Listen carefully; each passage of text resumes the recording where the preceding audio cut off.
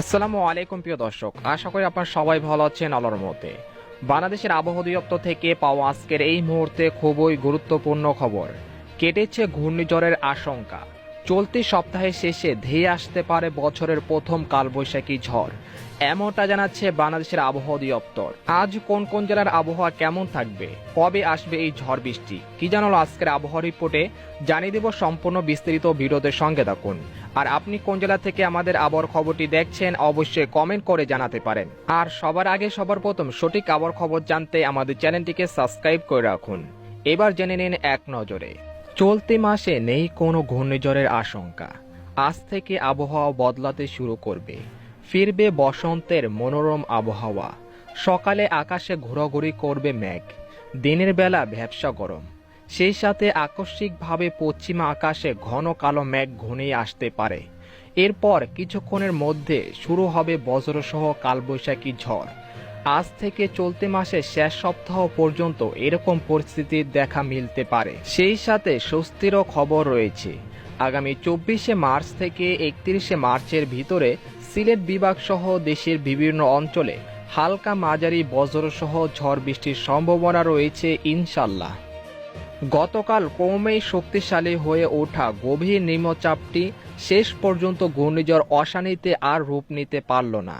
গভীর নিম্নচাপটি ঘূর্ণিঝড় রূপ নেওয়ার বিষয়টি নাকচ করে দিয়েছে ভারতের আবহাওয়া অধিদপ্তর।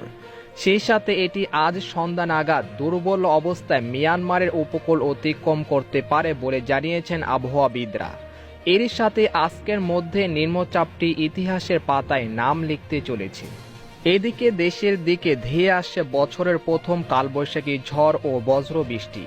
আগামী 25শে মার্চ হতে 28শে মার্চের ভিতরে সিলেট বিভাগ ও সিলেট বিভাগের পার্শ্ববর্তী কিছু এলাকায় ও চট্টগ্রাম বিভাগের কুমিল্লা, চাঁদপুর জেলা সহ পঞ্চগড়, কুড়িগ্রাম ও এর পার্শ্ববর্তী কিছু এলাকায় বৃষ্টির সম্ভাবনা থাকছে।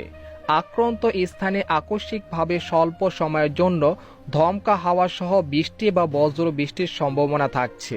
এছাড়াও এই সময় দেশের অনেক এলাকার আকাশ আংশিক মেঘের আনাগোনা থাকতে পারে। তবে এই সময় সাগর নিরাপদ থাকবে ইনশাল্লাহ। গত 24 ঘন্টায় দেশের সর্বোচ্চ বৃষ্টিপাত রেকর্ড করা হয়েছে রংপুরের ডিমলায় 31 মিলিমিটার। এদিকে বাংলাদেশের আবহাওয়াবিদ শাহিনুর ইসলাম জানান, আগামী 24 ঘন্টায় রংপুর, ময়মনসিংহ, সিলেট এবং চট্টগ্রাম বিভাগের 2-1 জায়গায় অস্থায়ীভাবে ধমকা হাওয়া সহ বৃষ্টি বা বজ্র বৃষ্টি হতে পারে। এছাড়া দেশের অন্যত্র অস্থায়ীভাবে আংশিক মেঘলা আকাশ সহ আবহাওয়া প্রধানত শুষ্ক থাকতে পারে। এই সময় সারা দেশে দিনের তাপমাত্রা প্রায় অপরিবর্তিত থাকতে পারে এবং রাতের তাপমাত্রা সামান্য বৃদ্ধি পেতে পারে। তো এই ছিল বাংলাদেশের খুবই গুরুত্বপূর্ণ আবহাওয়ার খবর। তো এরকম লেটেস্ট আবহাওয়ার খবর জানতে আমাদের চ্যানেলটিকে সাবস্ক্রাইব করে রাখুন।